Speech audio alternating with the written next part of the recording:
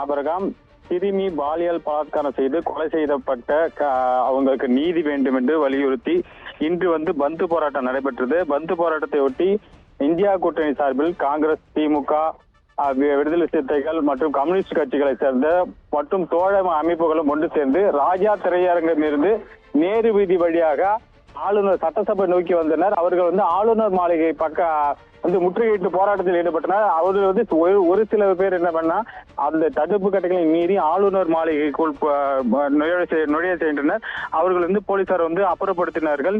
இருந்த போதும் போலீசார்களுக்கும் போராட்டக்காரர்களும் கடுமையான தள்ளுமுள்ளி ஏற்படுத்தி இந்த போராட்டத்தில் முன்னாள் முதலமைச்சர் நாராயணசாமி, வைத்திலிங்கம் எம்பி, காங்கிரஸ் தலைவர் வைத்திலிங்கம் எம்பி, திமுக சட்டமன்ற எதிர்கட்சி தலைவர் சிவா, அனிபால் கென்னடி எம்எல்ஏ உள்ளிட்டோர் கலந்து கொண்டனர். இதுல பாத்தீங்கன்னா 100க்கும் மேற்பட்டோர் ஊர்வலமாக வந்தவர்கள் ஆளுநர் மாளிகை முற்றுகையிட முயன்ற போது ஆளுநர் மாளிகை தடுப்பு கட்டையை மீறி உள்ளே புகுந்ததால் பெரும் பரபரப்பு ஏற்பட்டது.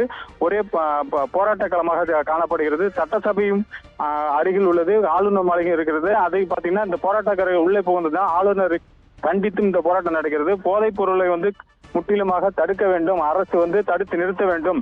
அந்த போதைப் பொருள்களாலதான் இந்த சிறுமிகள் படுகொலை செய்யப்பட்டிருக்கிறார். அந்த போதையில் தான் செய்திருக்காங்க. அதை கண்டித்து இந்த போராட்டம் நடைபெற்று வருகிறது. ஆபரகாம்